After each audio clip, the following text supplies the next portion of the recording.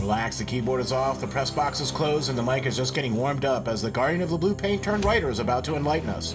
The show where the writer is fresh off the presses and the ink is not dry. For this week's show, the Flyers are much further away than expected from contention. Welcome to the Hockey Writers Ink. Join Lance and Steel as we bring you all the latest on the Flyers.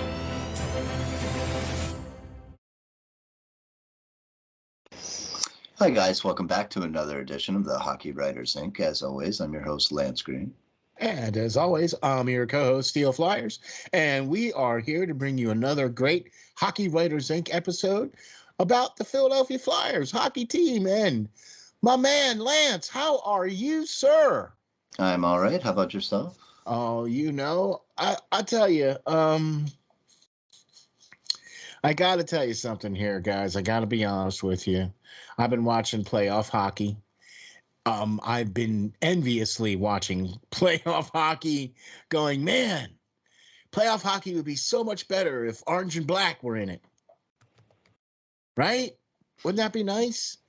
See, not the current team, but yeah. Okay. Well, you know. All right, I'll wake up now anyway. It would be nice to see the Flyers in playoffs. But I got to tell you something, folks, after watching some of the games, well, I've been watching a lot of games, but. So who's impressed you so far? Who's impressed me so far? Dallas. Dallas, okay. They're leading Minnesota right now, yeah? 3-2. I've always liked Dallas when they've got Robinson. When he came in second in the Calder Trophy, it was won by the guy that they're playing against, Krill Kippersoft for the Wild. But I really thought that Robinson was more the rookie. Anyway, I like Rupe Hintz. I like Ottinger as goal. I like Tyler Seguin. I like Bien. I really like those neon green and black unis. You know what I mean? But all right. But I've always but they've really impressed because Minnesota and Dallas, I think, were the most closely matched teams in all the series. You know what I mean?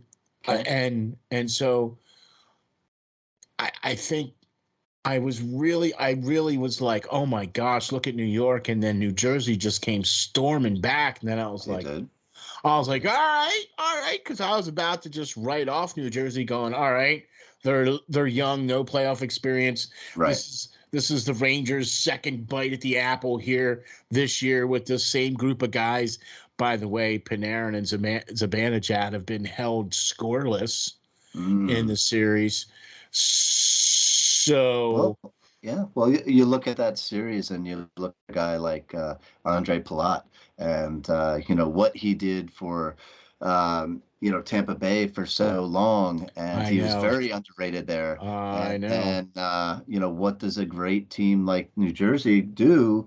That when they rebuild, they were able to come right back because they were able to get him, bring him in.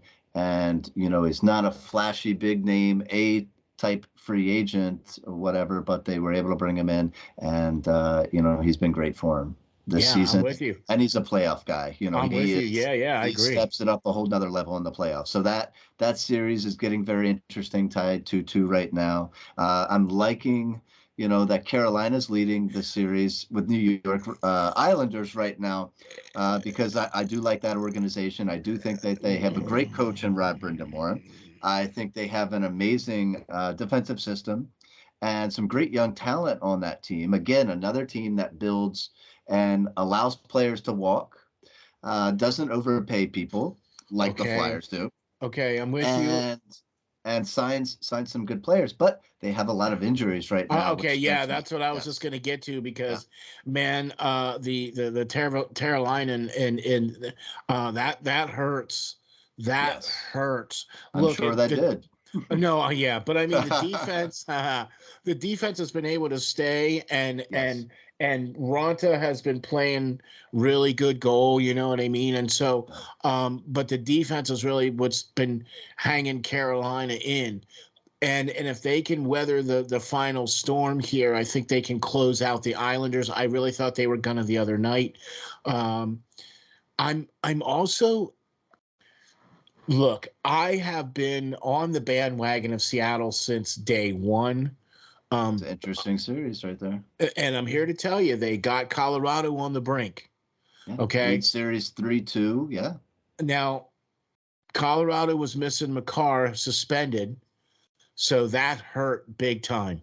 And they're already missing Landeskog, they're already missing, you know what I mean? And you just keep rattling off the names, and you're like, well, man, if you keep rattling off those names, how can you still have a team out there that can still put it together, right? Which they've been able to do with their goaltending and defense, as well as what, Carolina's been able to do as well, too. Mm-hmm. So, but I think you're seeing too much of Seattle is going to be a little bit too much to overcome for Colorado, I think, this year, with Landeskog missing, most of the year, and so far all the playoffs, and you know what I mean. And so I think it's going to be a little too much for Colorado to overcome against Seattle. Yeah, I mean, I think any team, when you start to be successful like that, you lose key players, and maybe they're not big name players, but I think a big guy for them that they lost was Ryan Graves. Now he's been gone a couple of years now. He is a impending free agent. He does play for the Devils right now, and that was a great pickup for them, and it really solidified their defensive core and really helped them pop back into it. I mean, he was a season leading plus minus for the whole NHL like 2 seasons ago, I believe, with Colorado, playing with Makar. And, it obviously, Cal's a great, amazing player. But, I think that hurt. That was a big player that they missed. Yeah. They were able to carry on. But now, some of those key players like that were part of that, winning franchise there, and getting them to that point of winning a Stanley Cup previously, they're really starting to see that. And I think you're starting to see that now with Tampa Bay as well, in their series. Toronto's now leading them 3-1. They were an absolute dynasty. Every year they're going to at least the Eastern Conference Finals, and, won a back-to-back Stanley Cups and all that now. And that's a lot of extra games every season that they're playing, as opposed to the Flyers, who've been playing golf now for quite some time. So, the ability that they're getting beat up, like you said, Colorado is as well right now. And, you're starting to see those key people like Palat and everybody else I already said, leaving that organization and them having keyholes now. So they're on their downside there. And Toronto might actually win playoff series since the first time since oh my gosh before I was born. Oh my gosh. Okay, so I'm glad we started off the show with this. Mm-hmm. Okay, because oddly enough, we are on episode 121, and with episode 121, the Flyers are much further away from much further away than expected from contention, and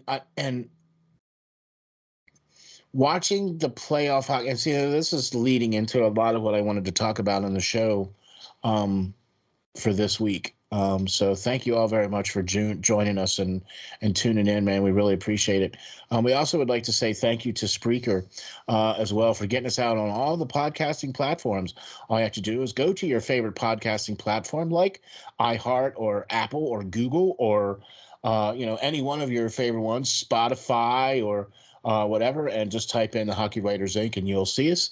And please give us a 5-star rating and give us a like and subscribe, and that way you'll get to see all the latest episodes, and we'd really appreciate that. So thank you very much for that.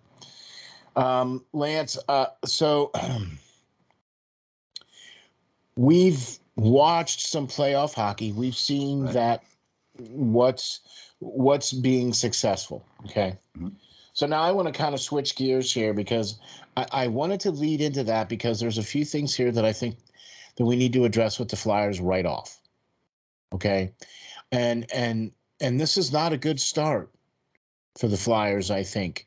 I mean, I was really under the impression that they were going to try and do things more the right way instead of the bass-ackwards way.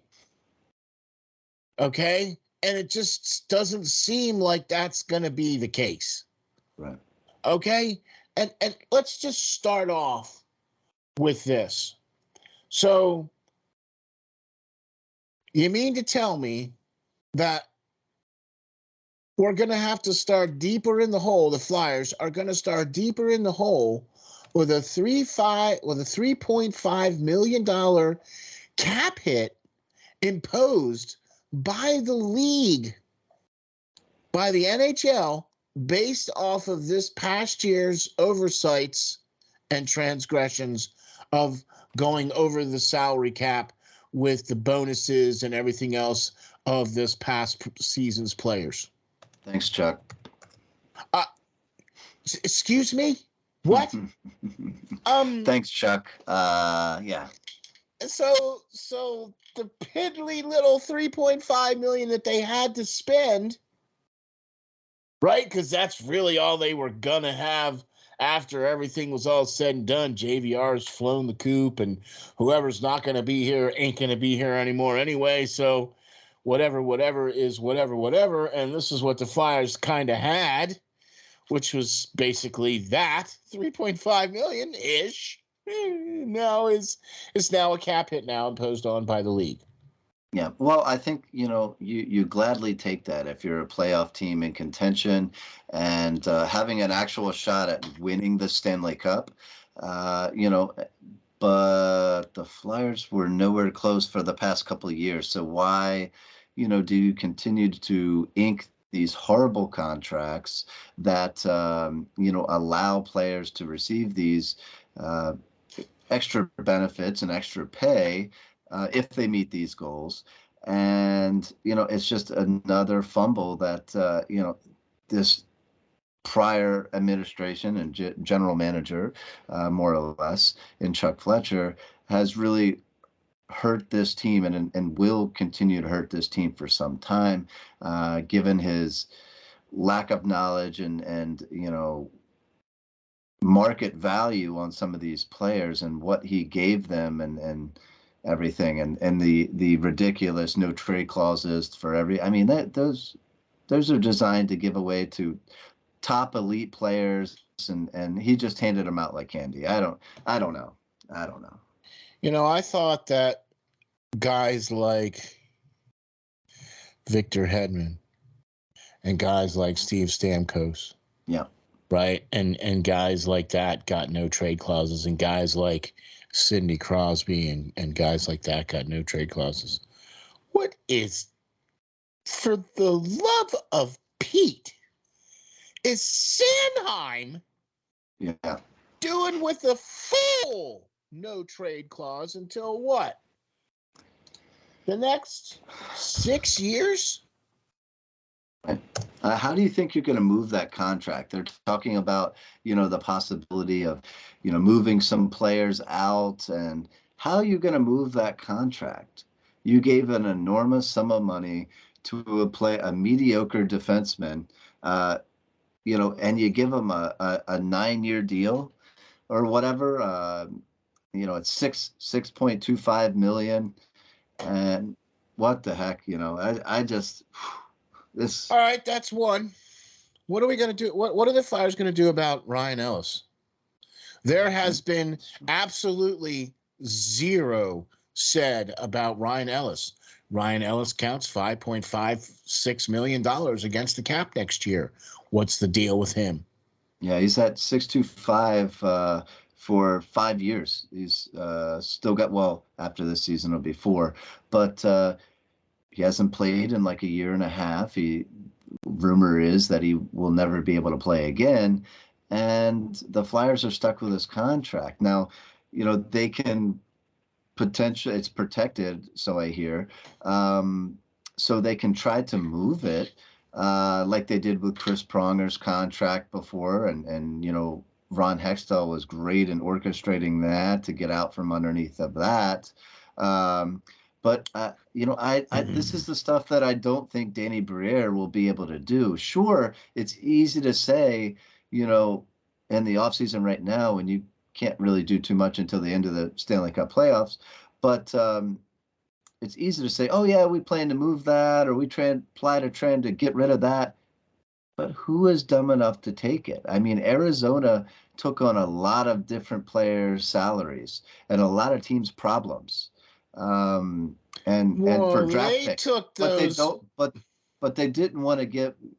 They didn't want to. The Flyers don't want to give up any draft picks. In a sense, they're in a rebuild. They want to keep their draft picks. So what are they going to have to do? They're going to have to pull off a trade like Hextall did in bringing Umberger back.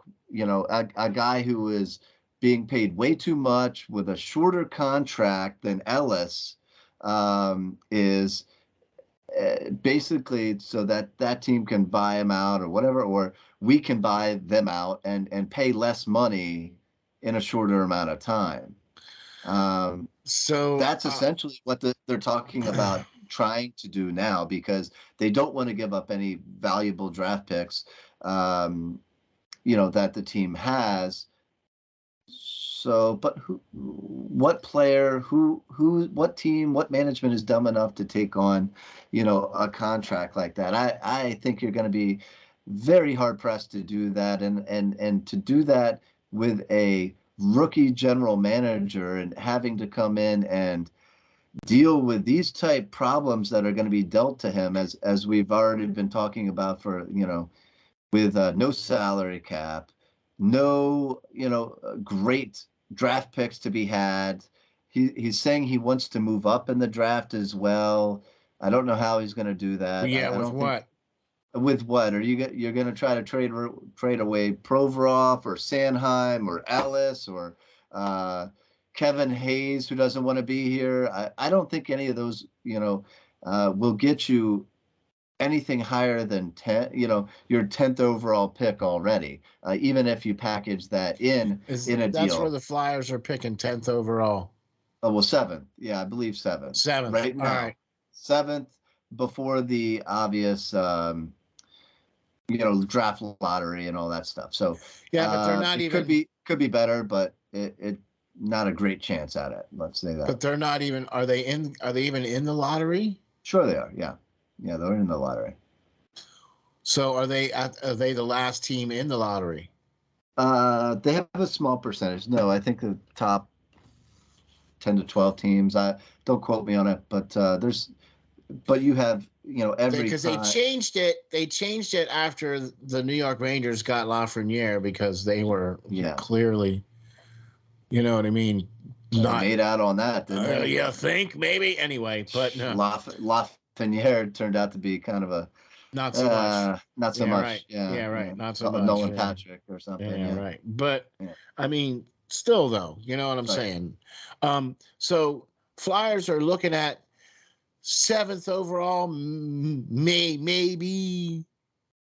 So maybe they're better. Yeah. How much better? What, 5? I mean, that's a big difference. Yeah, top 5 player versus top 7. Yeah. All right. So you and I have done quite a bit of research on the players that will be available, particularly in this coming draft. Yeah. Right? Okay. And I don't know about you, but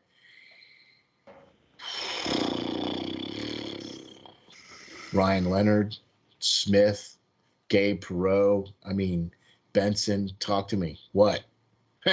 You know what I mean? Some of these guys would be perfect fits for Philadelphia all freaking day long. Well, I think Smith is the guy that'll be there at 5. Will Smith, from U.S. They they need a center. He's a center, 6 foot tall, 172 pounds. Yeah. But Ryan Leonard's more of a winger. He can score for sure. He can score, right. But I don't know. Perot's in my mind, he's going to be back a little bit farther than most people think. I think he's going to be in the teens somewhere. Top five, it's tough. I really, I like Zach Benson, but he's a little small from Winnipeg Ice. Yeah. Colby Barlow's another name that's been kind of linked. He Well, you plays know more of what a though, Flyers too, game. right? You might even see Mitchkov go. Right. You might see him. I know we I think don't. he goes early. I think he goes earlier. Somebody is Right. willing to Somebody's, sit yeah. and wait for him, but I'm not. No, So no, no. I'm with you on that. I'm with you on that. But I think somebody's gonna reach out and grab that. You know what I mean? So, well, but yeah. I mean, I would even be okay with staying at 7 and really taking a hard look at either Edward Sale, uh, oh, Czech player. I like him a lot. He doesn't have great numbers, but he's playing in top pro league in the Czech Republic. yeah. And Andrew Crystal is my favorite player in this Oh, draft, dude. besides If Connor, obviously. But if yeah, if uh, I really, really like Andrew Crystal, and I think it may be a little bit of a stretch in some people's mind to be able to get him at 7. But I would do it if I was Danny Briere because he's a game-changing player. if Oliver you Moore want to might be a trade good up, center, if you but if you I want think to if you want to get a face of that franchise, I think Andrew Crystal is going to be a guy who sells jerseys, is an exciting player to watch, and I think he's going to be great. see, I didn't want to mention him, Lance, because he's been our favorite player. He's been the one that we've coveted Yeah. since we kind of found out where the Flyers are going to be picking in the draft, and if he does fall to that, because I really do think you're going to see Bedard and Fantilli go 1-2. I really do, with Fantilli winning the award and everything, Toby and Baker, yeah. yeah, and I really think you're going to see him be the number 2, or they might even flip flop. But either way, I still think you're going to see that, and I also think you're going to see more than likely Will Smith is gonna be in that top. Do you know what I mean? And or the Mitchkov might be in that top 4 range as well too. You know what I mean? It, I would love to see Cristal come to the Flyers. I would love to see that, but I'm praying for that. I'm hoping for that because I agree with you, Lance. I think he would be a face of the franchise. I think he would be that generational talent that you could build around and build off of, and could potentially play well with your Konechny and your, you know what I mean? Excuse me, and some of your younger guys that you got coming up, like Tyson Forrester and Bobby Brink and this and that and Yeah. everything else. You know what I'm saying? And Cutter yeah.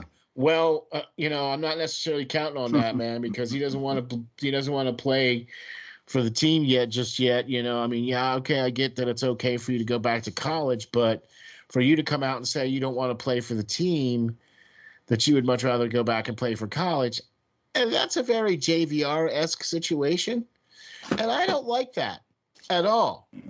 You know Well, what I'm saying? it's a tough decision for sure. I think the player wants to be ready and feel ready to take his talents to the NHL, and I think a top 5 pick should, feel that comfortability there. But it's a big risk. It's a big risk going back to college. Everybody knows you're a top 5 pick in the NHL, so everybody's going to play you hard. Everybody's going to finish their checks on you to try to make a name for themselves. And you have a chance to sign an NHL contract and receive a good deal of money, to provide for your family, to buy, to start off your professional career. And going back another year just puts a bounty on your head in my mind. Not that they're going to be headhunting him, but just like I said, they're going to be playing him hard and finishing their checks and everything like that. And he could potentially be hurt, like seriously injured, and never play in the NHL again. So if it was me, I think I'd jump at the opportunity when I was offered a chance to sign an NHL deal, and get or a professional deal in that sense, and at least go to the professionals and be able to say, hey, I played professional hockey. Even if you go there and get hurt the first game and can never play again, I played in the NHL. Because he can't say that right now.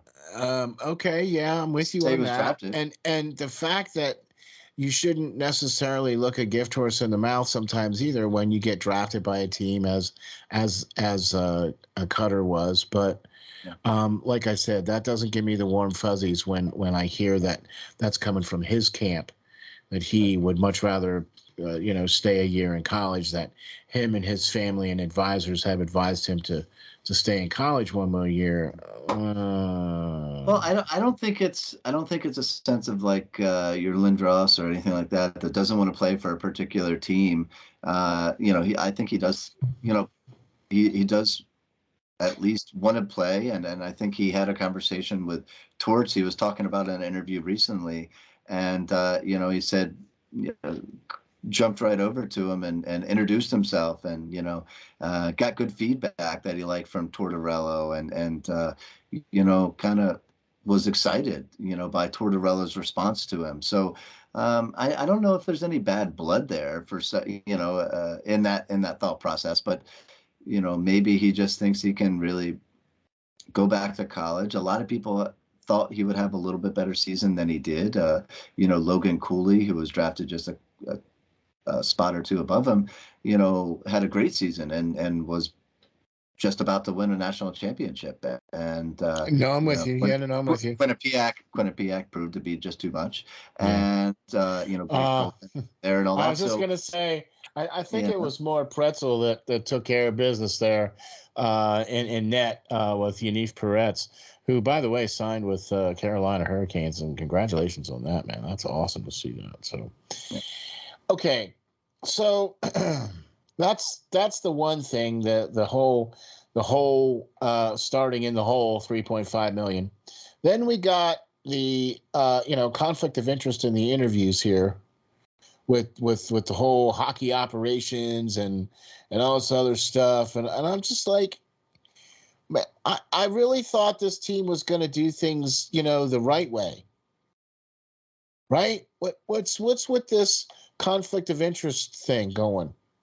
Well, I don't know. I think that has to deal a lot with you look at the people that are in charge right now. A lot of inexperience, and even Valerie, who's been there for quite a while, still there's no championship, under her reign. No real,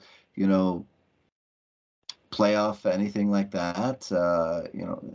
And they kind of want to change the game. I think they're trying to change now from what I hear is they're trying to look at the president of hockey ops as an equal to the general manager, and they want somebody to help Danny with contracts, I guess, and be versed in that.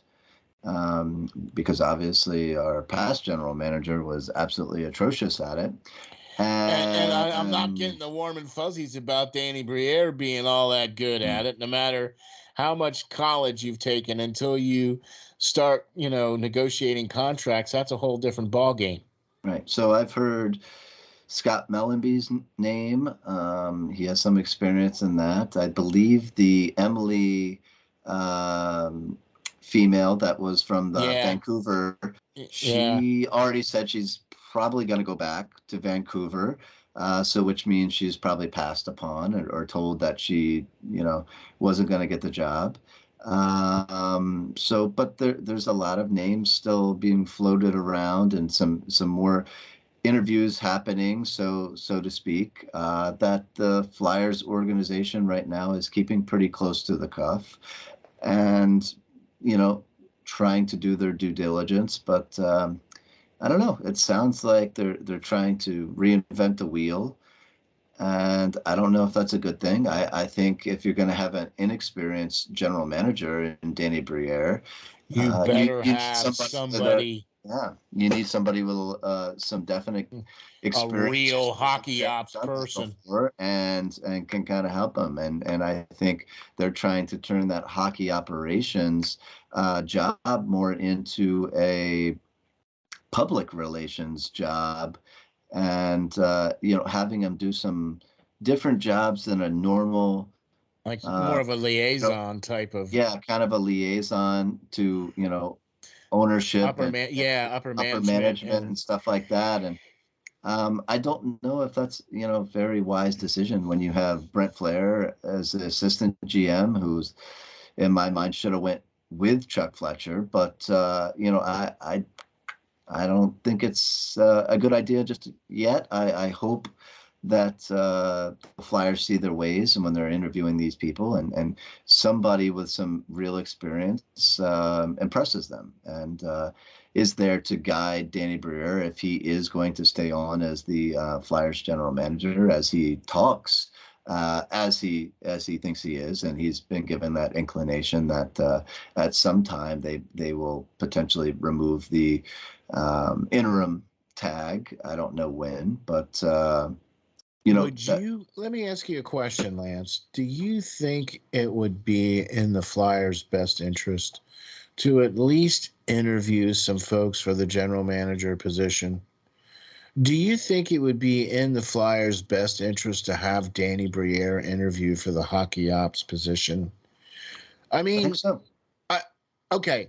I see him more as a hockey ops. And everybody wants to build the team, but I think he, like I said last week, I think he has a better understanding of some of the things that a hockey operations person would need to do, kind of that schmoozing and rubbing elbows with the people, and kind of being that buffer between a general manager and administration, upper management, and stuff like that, and public relations, and shaking hands, kissing babies, and then but it could also be the general manager. But I mean, also could be still part of the strategy as to, hey, we like this player to draft, or hey, we like this player to trade, or you know what I mean, that kind of thing. I think that's kind of what the Flyers are looking to do with this whole hockey ops position anyway. I think they're trying to make it so that they have their hand in the whole, public relations situation, but they also need to be able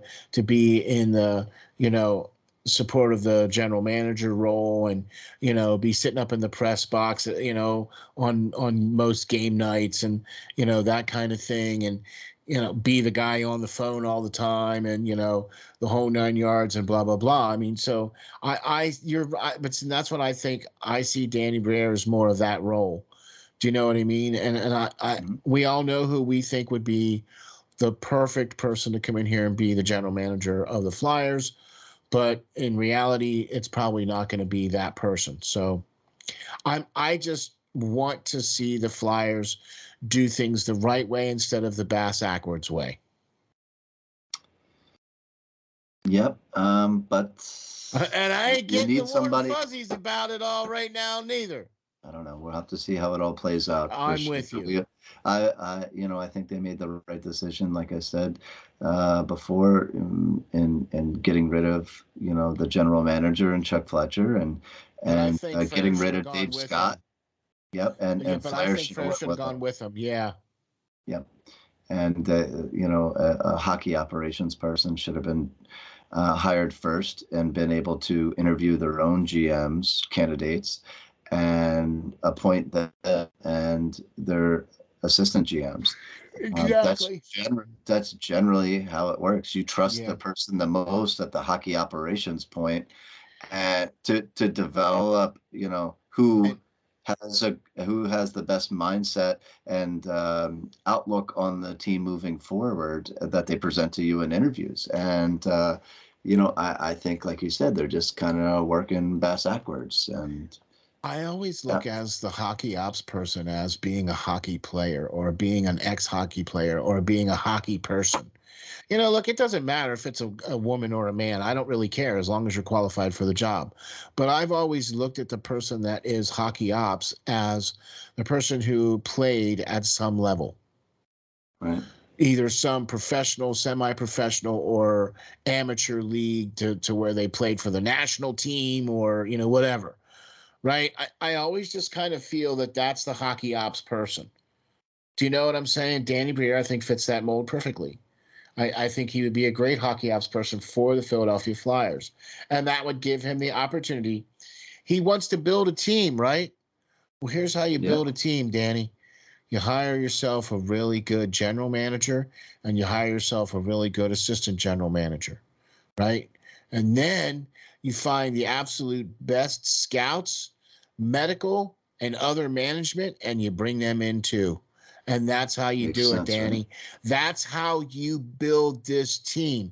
You're not going to be the guy picking the players, Danny. At least I don't think he should be. Okay? Should be. Right. I don't think he should be. I think they need to bring somebody in who is way more experienced in doing that, especially for this coming draft and the next draft and the next draft.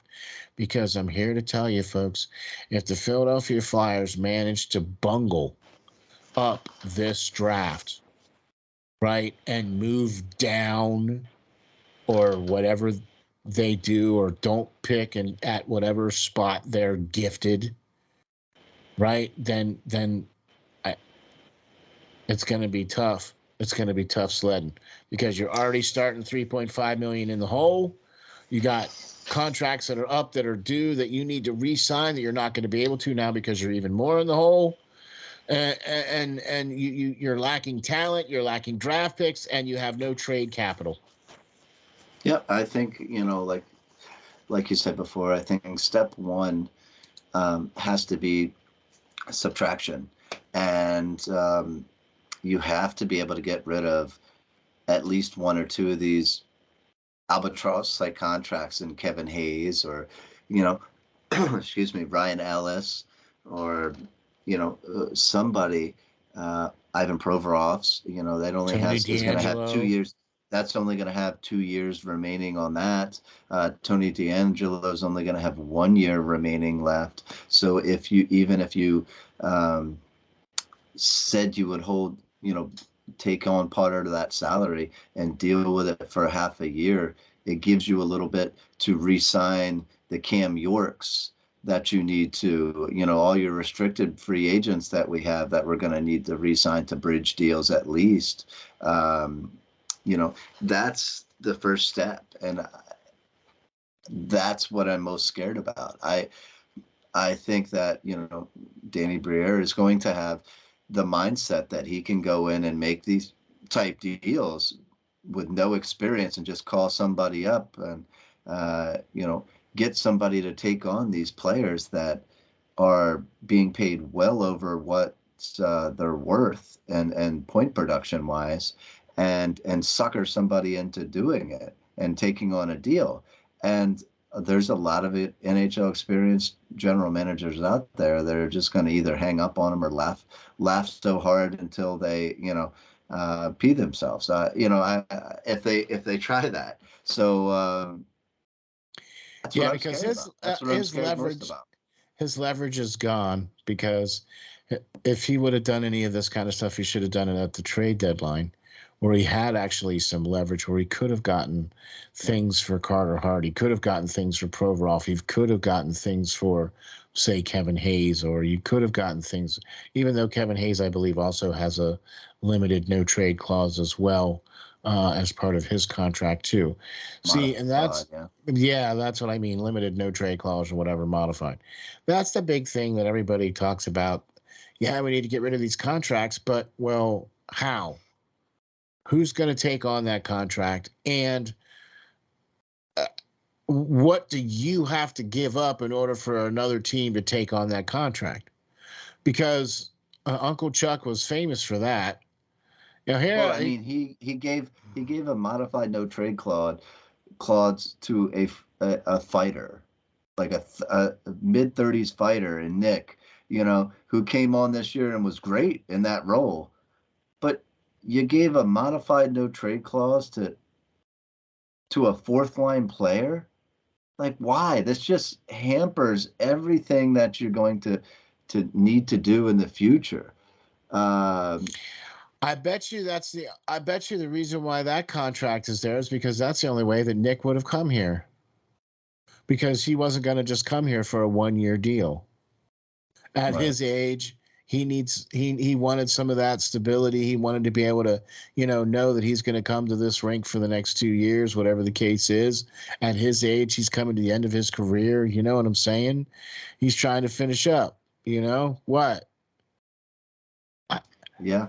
I mean, I get it, but at some point you just got to be like, no, we'll find somebody else. Thank you.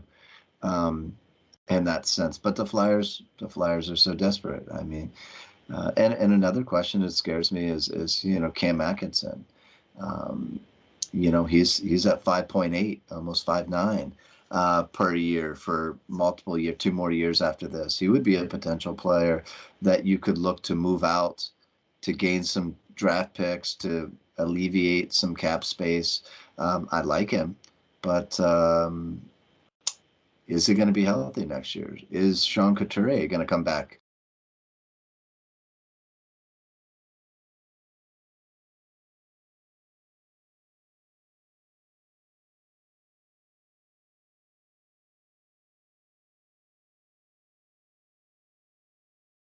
A 100% next year, or is he going to get hurt once again? These are all questions that I don't think Chuck Fletcher even bothered asking himself. When signing a guy like Couturier, who was already injured at least 1 or 2 previous seasons, when you signed him to be the highest paid player on the team, and giving a 29 or 30-year-old player now a big deal like this that has 8 years left on it with a no movement clause, like a full no movement clause for multiple years. So we're essentially stuck, with a lot of bad contracts, just like we were when Paul Holmgren left office. And, say what you want about him, but Ron Hextall was able to get rid of a lot of trash contracts and free up a lot of space just for Chuck Fletcher to come in and waste all that money that he was able to, earn back. Yeah. So. Yeah, no, I'm with you. I'm with you. So now here's where it all boils down to, right? The way we open the show is how we're going to kind of finish the show. We talked about what's been going on with playoff hockey. After what we just talked about with all the things that's going to be happening with the Flyers in this offseason coming, the draft, everything else like that, I got to be honest with you folks that after watching this playoff hockey, I've come to the conclusion that the Flyers are much, much further away from contention than just a piece or two. I mean, you can't logically sit there and look at all the things that we've just discussed with the salary cap issues, with the lack of draft picks in the first and second round of this coming draft, with the capabilities of drafting in the top 7 this year, taking a particular player that could be the face of the franchise that you could build around. You know what I'm saying? It's like you keep strapping yourselves, you keep taking a step forward, and then you keep taking 2 steps back. Do you know what I mean? And it's like, it just, nothing feels right about what's going on here right now. Am I making sense? I mean, you are. I mean, I think a lot of people are going to be, speculating and over scrutinizing every little move because they want the team and the organization to get it right finally. And I don't know. We'll have to see if they do. Danny Briere, they think deserves a chance at least, and we're going to have to just sit back for a season or 2 and see what he can do. Maybe he, drafts amazingly and had a lot of good insight that wasn't essentially heard, fully by and followed through with by Chuck Fletcher because he had his own ideas and followed that app that was made up for him. I'm tired. Okay. As a fan, I'm tired of seeing the Flyers try to see what this particular person can do. I'm tired of that. As a fan, I want to see them put the best qualified person, period. I don't care how much you have to pay somebody to be sitting in that chair, you better find the best person qualified to sit in that chair. And if you're not doing that, then why are you wasting my time? Yeah. But at the same time, just like free agents do, you can offer a free agent as much money as you humanly possibly can, but it doesn't mean that that person's going to be willing to take it to come to your crap organization. If they're established, if they made a name for themselves already, I don't know many general managers or assistant general There, managers that are going to leave a good thing to come to such a crappy situation that the is dealt, so this is going to an be dealt to them by the opportunity. Flyers. Okay, no, but I'm with you on that. Because you're going to be essentially ruin your reputation and be fired within a Uh, year or two, uh, uh, possibly when the okay, team doesn't go any better, and then you're going to be having or that as your reference on your reference sheet. okay, or you could be the person that comes in and does what needs to be done and get rid of the people that need to be gotten rid of and hire real hockey people and do things the right way. Hey, then maybe all I'm saying is there's that opportunity as well.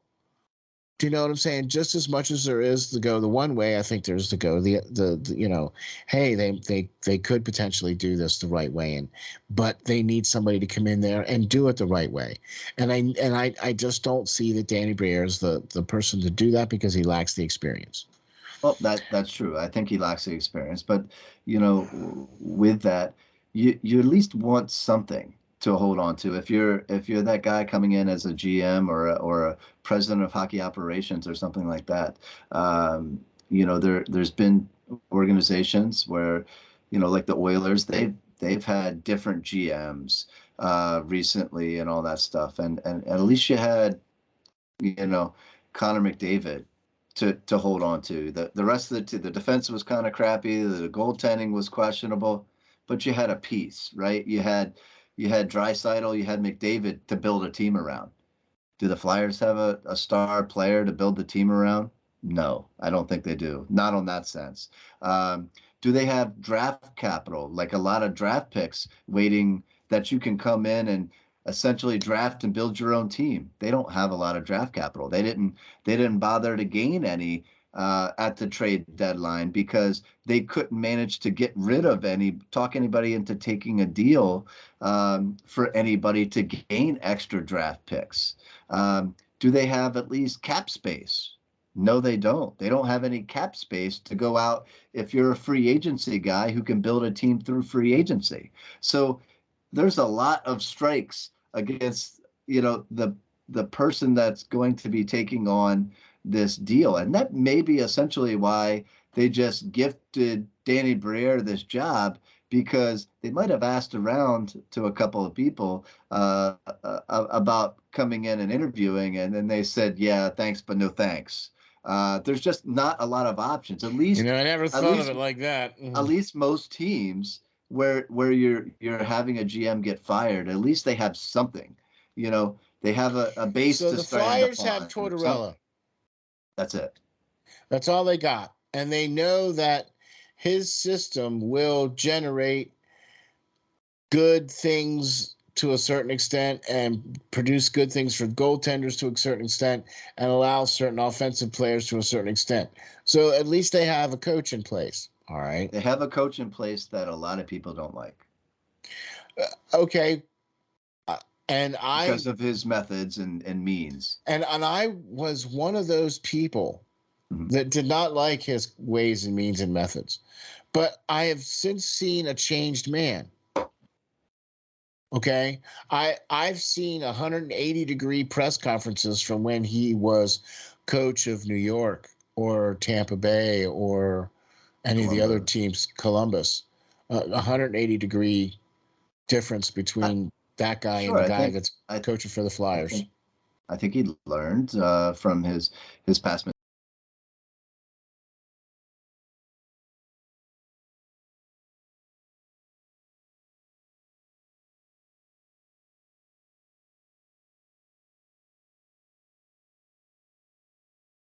mistakes. He still rubs some people the wrong way. Let's just face it. I mean, Kevin Hayes doesn't want to play for him right now. Because well, good. We don't want you to right, play for him either. Right. So, that's what happens. You made an All-Star game. Great. What'd you do after that All-Star game? I think you went 26 or 27 games without a goal. 27 games without a goal, man. That's having a good one. Look. So you got to think. That's my last point that I'll make there. It's easy to sit there and say like, well, why don't they go get this guy? Well, that guy must also be willing to come to this here. Environment exactly and take on that kind of sketchy job there. A great assistant can pick his battles. Assistant GM or anything like that you're suggesting can pick his next moves, and I don't know if the Flyers would be one of them. That I would want. So I'm with you on that one for sure, man. So I'll tell you what, we're going to have a couple of things coming up here for the Hockey Writers Ink, and we're also going to have a couple of things coming up here with Prospect Watch because, down the road here in the not too distant future is going to be the NHL entry draft. And I think maybe we could probably start doing a mock draft. What do you think? I mean, we've already kind of, on the Prospect Watch show, we did the whole our top 5 of each position. Maybe we could probably do maybe a mock draft kind of series or so. I don't know, just spitballing. But any new ink coming out ish, or new screen stuff? Any new articles coming out, brother? Yeah, recently I just put out an article about Cooper Dennis. If you haven't read that, yeah, that's a great please go read that. He is a draft pick that is going to be coming not next season, not this upcoming draft, but a future draft. He's 15 years old right now. He's about to be 16, so he'll be up in a couple of years. But a great prospect there that I wrote about, and hopefully I'm trying to get a hold of some peoples to get in touch with him, but who knows? Awesome. But have you caught any of the World Juniors, the under 18s? Yes, but not as much as I would like. I'll say that. Yeah, I'm with you on that too. Yeah, I've watched a few, but Team USA looks good. So yeah, I'm with you on that too, for sure. As they have the past really 10 years now. I like that. USA hockey is thriving. Well, that Leonard Smith line has been quite amazing. They played well. Somebody would be very, very intuitive to move up and select one player right after the other and get those guys in the same organization. If you had the means to do so, because they play so well together. I could only imagine what they will be able to do in the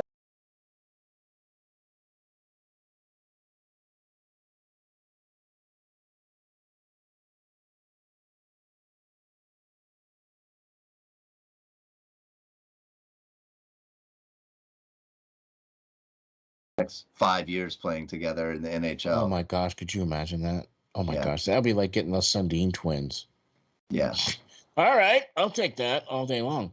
Yeah. Well, all right, man. Well, why don't you tell the folks where we can reach you, where we can find you, my friend? Sure. You can always reach me. Reach out. Any questions you have or anything like that. I'm on Twitter at LanceGreen39. You can always message me. I'll try to message you back. All my articles are on, of course, the great website, SteelFlyers.com. All our shows are on YouTube or any audio platform, as you said earlier in the show. And I also post my articles on all kinds of Flyers Facebook boards. So you can message me there too on any comment or anything you want to leave about a particular article that I wrote about. Awesome sauce, man. That's right. That's why he's the editor-in-chief, the main man, pots and pans, the writer extraordinaire, the Guardian of the Blue Paint turned writer. Yeah, you're getting as bad as Apollo Creed, man. You're getting all these nicknames and everything. Anyway. Thanks, Lance, my friend. Appreciate all the work that you do for SteelFlyers.com, man. Really appreciate all that. Appreciate all the work, especially Prospect Watch, Hockey Writers Ink, the Steel Flyers show as well, and some all the great other stuff that we do here at Steel Flyers. Don't forget to check out the shop. All you have to do is go to SteelFlyers.com/shop and get yourself a Hockey Writers Ink t-shirt or a SteelFlyers.com website t-shirt or a Pearl of Wisdom t-shirt. Yep, $25 plus tax. All you have to do is go to the shop.com website, SteelFlyers.com/shop and pick up a t-shirt, man. There you go. You'll be all good. Sporting the swag, right? So thank you guys very much for checking us out. I'm your co-host, Steel Flyers. You can find me on Twitter at SteelFlyers52. Thank you very much for watching Hockey Writers Inc. We'll see you on the next episode, everyone.